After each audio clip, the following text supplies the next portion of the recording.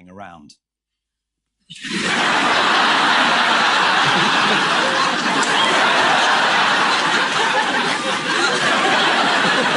On Ian's team tonight is a journalist and TV presenter who was one of the hosts of the BBC special EU referendum, The Result. Don't tell me what happened, I've still not watched it. Please welcome Steph McGovern.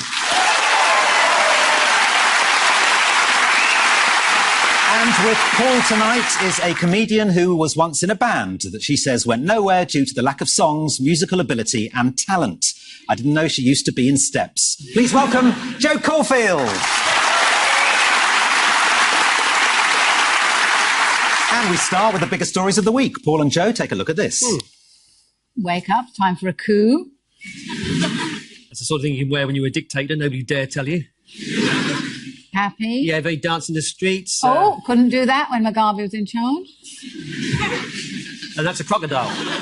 When Mugabe first came to power in 1980, there was a joke, which I think was on the Northern Working Men Club circuit, which I haven't heard since. But the joke was that Mugabe was actually a Yorkshireman in reverse. Because if you write his name backwards, it's Ibagum. So that's been 37 years waiting for that laugh. So Robert Mugabe, yes, he after 37 years of power, he has resigned. Yes. Why was he forced out now? Well, if we've learnt anything from history, any tyrant always has a wife with a lot of shoes. And this always seems to be the tipping point. Yeah. I mean, he massacred people, he ruined the economy, he siphoned away billions, people were starving, but then they went, oh, how many shoes does his wife have? That's it, isn't it? She said she had to have all these shoes. She had to have Ferragamo because she had very narrow feet. And people believed that, because if they didn't, they were killed. Have you seen what else she spent her money on, though? Because she spent 200 grand on a headboard for their bed. Like, what does a headboard worth 200 grand actually do? That's what you've got to ask yourself. I would think she would need to knock herself out on it. Yeah. But she's called Gucci Grace because that's where she likes to shop. Yes, she is. Because I am known as Jo Majestic Wines Caulfield. And this is Paul Cravat Shop Merton. Yes. Cravat World, I think. Next to Poundland. You don't go to Poundland, surely you go to Guinea Land.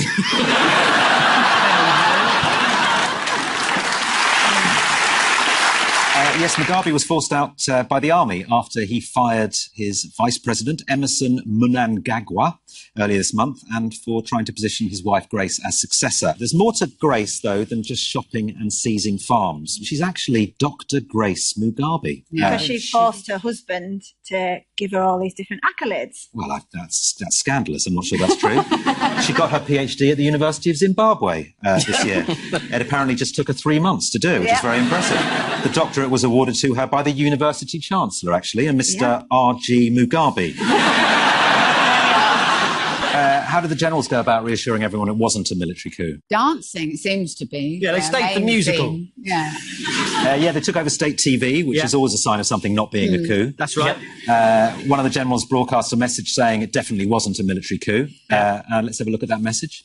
To both our people and the world beyond our borders, we wish to make it abundantly clear that this is not a military takeover of government. Because he doesn't look like he's in the military at all there, does he? He doesn't look scary He's in at the all. Cubs.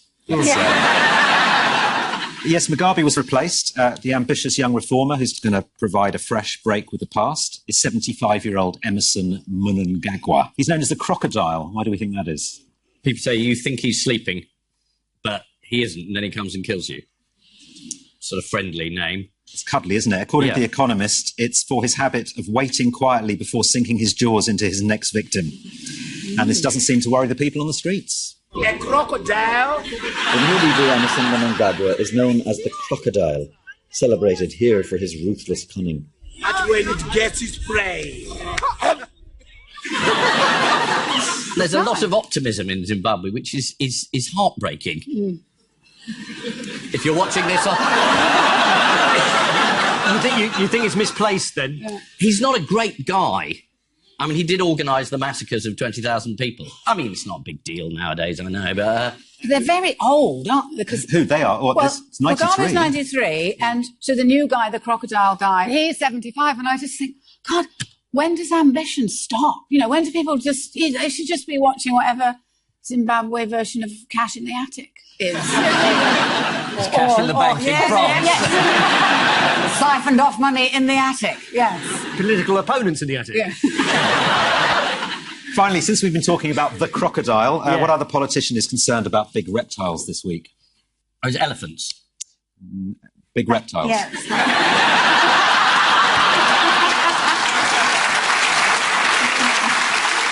I resign. University challenged. Sorry, idiot. Well, it's Australian MP Bob Katter. Oh, yeah. Here he is explaining his feelings about same-sex marriages, but watch for the subtle gear change as he realises there are more important issues. You know, people are entitled to their sexual proclivities. You know, I mean, let there be 1,000 blossoms bloom as far as I'm concerned. You know, but I ain't spending any time on it because in the meantime, every 3 months, a person is torn to pieces by a crocodile in North Queensland. That person must be getting pretty fed up of it. This is the news that one of the most ruthless, corrupt and bloodthirsty leaders Zimbabwe has ever known has taken over from Robert Mugabe. The new leader of Zimbabwe is Emmerson the Crocodile Mnangagwa, previously best known for beating Phil the Power Taylor with a 9-dart finish at the Lakeside. The crisis began when Grace Mugabe persuaded her husband to get rid of Emmerson the Crocodile Mnangagwa, partly because she saw him as a political rival, but mainly because she wanted to turn him into a handbag. Foreign Secretary Boris Johnson used all his diplomatic skills to curry favour with the incoming regime, declaring it a glorious new dawn for the people of Rhodesia. Ian and Steph, take a look at this. A famous red box where they have to try and pull rabbits out of it. That's the government. Oh, that's moving into a new home. No, you can't afford it. This is, of course, the budget. It was a bit funnier than they normally are. Because obviously you had Theresa May handing him cough sweets in the middle of it as well, you know. Yeah, I thought that was subtle. Yeah, really subtle. Him reminding her of how bad her speech was. Yeah. But he seems to have done enough to survive. It's great being in a really weak government, because you listen to all your critics and you write it down and then you read it out in the budget. And everyone says, he's brilliant. Universal credit not working? That's a fantastic thought. Not enough homes? How did he think of that? The idea that everyone else has been saying this for the last 15 years, it's gone. Suddenly he gets all the credit. Not universal credit, obviously. Anyway, he survived, and it wasn't bad enough for anyone to get too angry about. Yes, what's the big problem that Big Phil faced before this budget? Well, Life. everyone hated him. Yes. Everyone thinks he's rubbish. Here he is, poor Phil, scratching his head. Phil. He didn't have much support beforehand. Critics were queuing up in the Telegraph to say his days were numbered. He's not a bloke who has many friends. His statement will have to be spectacular for him to have any chance of keeping his job. If he flops again, he's done, said his wife. What's caused all the underlying gloom? Brexit and the fact that there's so much uncertainty. Typical BBC remote. I know, there we go. You can't come on for 1 minute, can you? Like, going on and on, it's all Brexit's fault. God! Honestly, it's pretty annoying. I haven't seen you so animated since you thought an elephant was a reptile. Growth forecasts. Downgraded. Downgraded. So, yeah. From what? From 2% to 1.5%, which in monetary terms is about £20 billion. Forecasts do my head in because they're never right, are they? No. So how many times have I been on TV? I'm going to have a little mini rant. Yeah, go How for many it. times have I been on TV and said, the Bank of England's forecasting this, the OBR's forecasting this? No one's ever got it right. The best person who's given any analysis is that lady who was asked about when there was going to be another election. Do you remember? She says, not another one. This is exactly how I feel. I'm going to be fired before the end of this, by the way. Given it's my job to talk about forecasts, but there we are. Is it the business journalists just like numbers and want to put their favourite number in, so people are just shouting different numbers? Yeah, and for me, I just love hard hats. So I just like going around various building sites. Viz jackets. Hi, Viz. Viz, yeah. Do you know there's even someone who set up a fetish website of Stefan safety gear? They haven't got one of of them, Ian. What's You don't know that I set it up.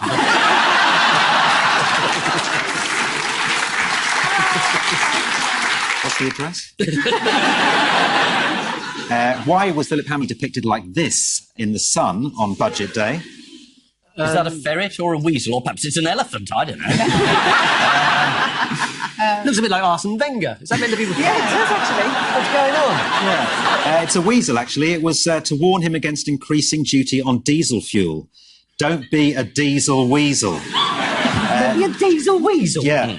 Well, drivers of diesel cars, having been actively encouraged by governments to go out and buy them, have now been hit by extra fuel duty. And that's just what weasels do in the wild. Yeah, they do. Philip Hammond is determined that by 2021, our vehicles will be driverless. And he's paying to install electric charging points all over the place. I've got loads in my house. Why is everyone so keen on driverless cars? I like driving. Don't you So they people can like get driving? drunk and then be taken home. It's called a cab. If there's driverless cars, there'll be no more Top Gear. That is a big incentive for me. Driverless cars caused Philip Hammond some embarrassment before the budget. He told Andrew Marr that to show his confidence in driverless technology, he'd be going in a driverless car the very next day. This alerted Number 10 to a potentially embarrassing visual metaphor. And a spokesman told The Telegraph he will not be sitting in a driverless car. He will not be doing that. Matt Hancock, who is the digital minister, is very much on board with the government's support for technology. He tweeted, "One new tech business founded in UK every hour. We want to see that halved." Well, we need those maths teachers, don't we? There have been complaints that the government has done nothing about the minimum wage, the so-called gig economy. What has the millennials' favourite exploiter of low-paid workers, Uber, admitted this week? Well, someone hacked into Uber and stole the data of 57 million users. That's the entire country is in an Uber all the time. But they paid a ransom a year ago. It just come out now. $100,000, for the hackers to keep quiet about the whole thing. But Uber accepted it. Yeah. So they said, we won't tell anyone about it, we won't report it. And the criminals said, we've erased all the data, trust us. We're criminals who've just hacked into your system. And then eventually they had to admit it. Does Private Eye have worries that somebody might hack into your system, steal the carbon paper or something? How has the Chancellor tried to appeal to young people? Well, he's abolished stamp duty. And, also the train thing, which seems kind of random. So they get to free train travel up to 30 now because they can't afford to live anywhere, so they could live on the train. It's called the new home replacement service. It's a rail card, but it's off-peak, so you can't use it to get to work. So you can't go to work now. Yeah, and you only get a third off. And you get a third off. Well, still, it'll probably reduce the cost of a ticket to, London to Manchester down to about 400 quid. He did some weird sort of specific taxes, I thought, where he did nothing on other booze, but except strong cider and rolling tobacco. And I thought, well, he's missing out on that very important likes to drink in the park demographic there, isn't it? It seemed like it was an actual person. And I was imagining if there's like an evil bubble and then you cut to Phil Hammond's daughter and her useless boyfriend rolling fags and drinking cider. I thought it was a pretty blatant attack on Farage. He's also cracking down on property speculators and investors who leave property vacant. Did you see what happened to the old vacant stadium in Atlanta called the Georgia Dome? It was demolished in an explosion, and lots of news media were there to see it, and they set up in the best camera position possible to catch the never-to-be-repeated moment.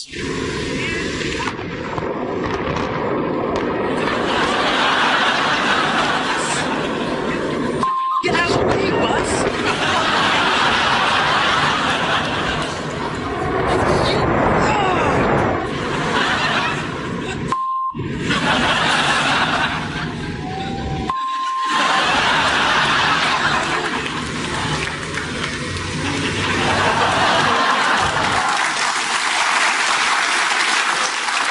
This is the news that the Chancellor has delivered a brilliant/terrible budget according to how much white cider you drink. The Daily Mirror said the Chancellor's budget amounted to backdoor cruelty, which I think is one of the films on Damien Green's computer.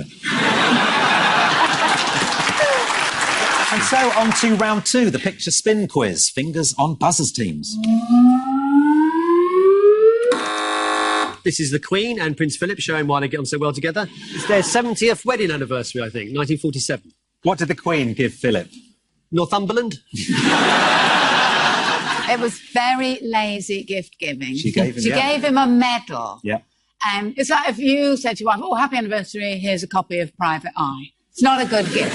Yeah, she gave him another title.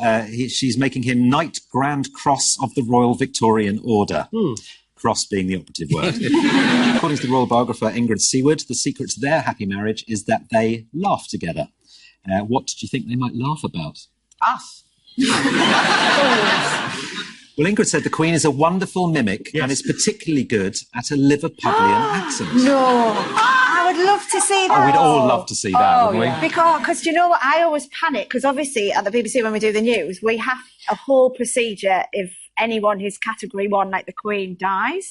So we have to go through this procedure every month of rehearsing it.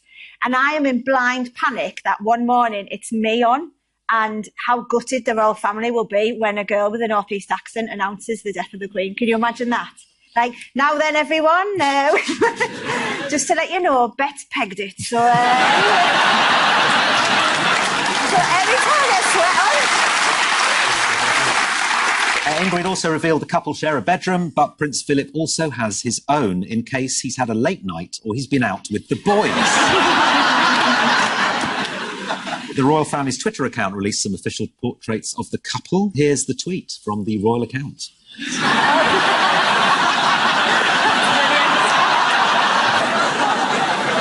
Up to that point, I thought they were well matched. That's just a technical error, how the pictures are displayed. They don't actually look like that. I think it's time we did a little something special to mark this unique occasion. Let's do something special. Yeah, let's do that. So fingers on the buzzers, teams, for the no expense spent Phil and Liz quiz. Right, we've got 70 questions to get through, so try and keep the pace up. What did Prince Philip give up in 1947? Yes. Oh, his life. Joe. Smoking. He did. He gave up smoking cigarettes. The Queen didn't like it, so he just stopped dead. He still loves to blaze a doobie, though, and maybe a bong or two at the weekends. The royal couple received 2,583 wedding presents, but what did they get 76 of? Toasters. Nope. 76 people gave them handkerchiefs. Hey, Phil, look at all these hankies we got.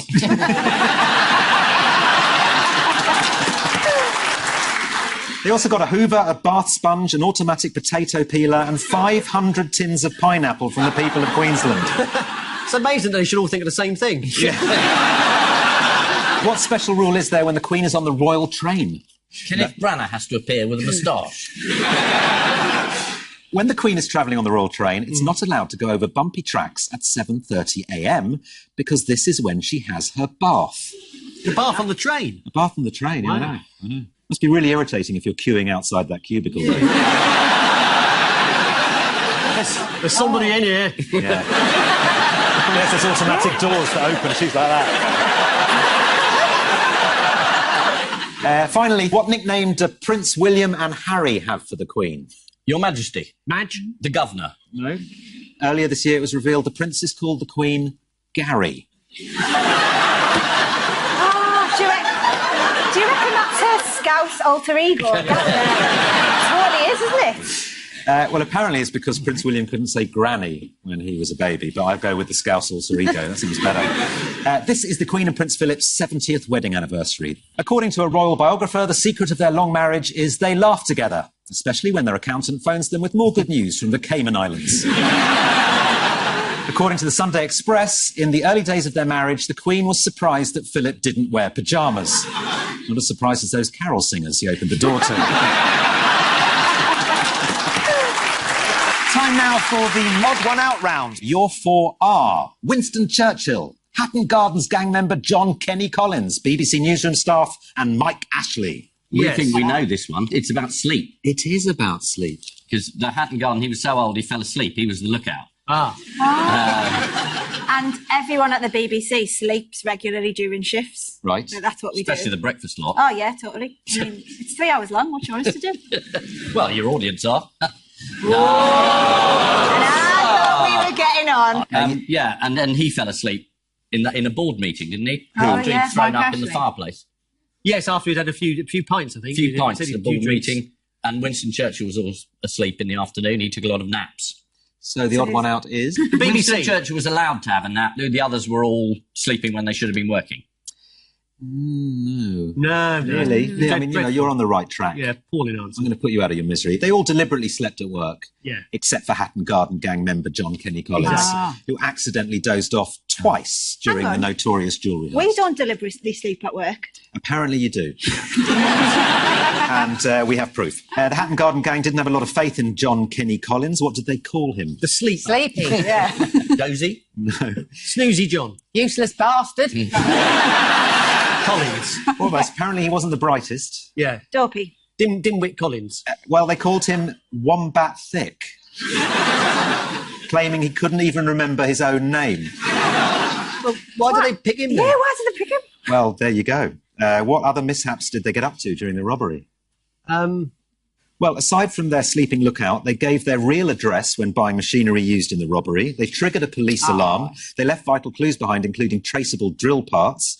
Only 2 of the elderly men were slim enough to fit through the hole they drilled. And one man keeled over outside the vault and started to go into a diabetic coma. Other than that, they did really well. Yeah. Now, the BBC. Photos of sleeping BBC newsroom workers were taken by a whistleblower over a 4-year period and published in The Sun with this front page. Here is the snooze. How many workers were photographed asleep in a 4-year period, do you think? 17. Was it 1? It's 8. 8. Oh, 8. Over Here are a 4 few- years? Over 4 years, yeah. See, Disgraceful. that's not many. Well, here they are. Here are the culprits. They're probably very tired. There's one. Yeah, there's another one. Oh, I know him. This one's taking it quite seriously. He's even brought an eye mask. You ever had a kip in the office? That's what I did this afternoon. I had a power nap. Did you? While I was talking to Ian. You seem to have a lot of energy on BBC Breakfast. That's the drugs. Well, I see they've got a point, even though they didn't get the answer. I can't... I mean, I'm not involved with the points. No, that's fine. Yeah. Is he a bad loser? I wouldn't know. Look and see.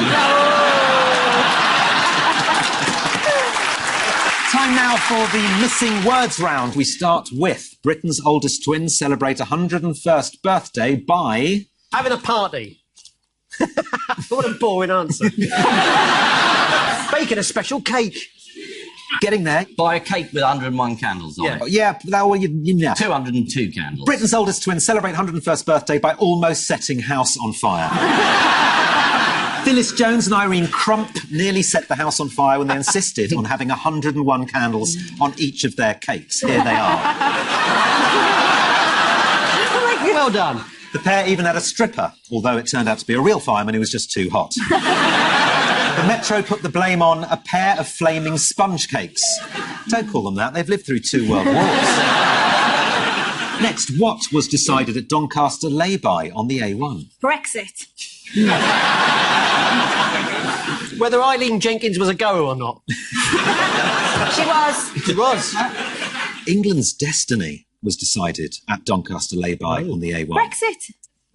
This is the Don't news. go on about it. It'll be- This is the news that a decisive battle in Anglo-Saxon history may have taken place under what is now a lay-by near Doncaster. Historians believe the winning tactic for King Athelstan involved cutting off the enemy's supply lines by ransacking the Wild Bean Cafe at Junction 14. Next, if I see one more what, I'll go mad, says Delia Smith. Psychiatrist. If I see one more plate with 6 dots of sauce on it, I'll go mad, says Delia Smith. she goes over the edge quite easily, doesn't she? Delia Smith believes restaurant food has become too poncy. Also this week, the TV cook was made a companion of honour by the Queen, unsurprisingly, as she's written Her Majesty's favourite recipe book, Cooking for One. Finally, UK's most married man says what will help him find wife number 9? Wife number 8. Can't stand it. Says impressions of Norman wisdom will help him find wife number 9. This is Ron Shepherd looking for wife number 9. He's previously been married to Margaret, Jeanette, Leslie, Kathy, Sue, Usha, Wan and Weng. I think we can pinpoint the moment when he discovered the internet.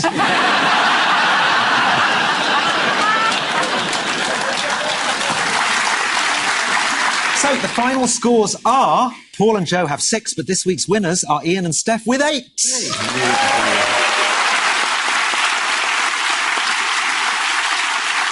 And I leave you with news that in Somerset, in an attempt to emulate Boris Johnson's success with Boris Bikes, Jacob Rees-Mogg launches his own version. After a 2-month trip overseas, one MP saunters back into the office, not realising the rules have changed.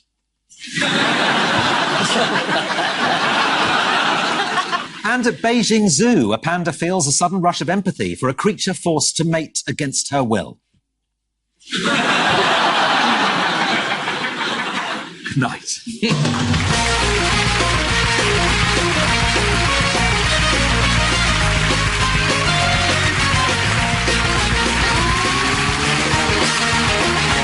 Famous Loos. How many do you know and who is the greatest? Insert name here. The new series continues Monday at 10 on BBC Two.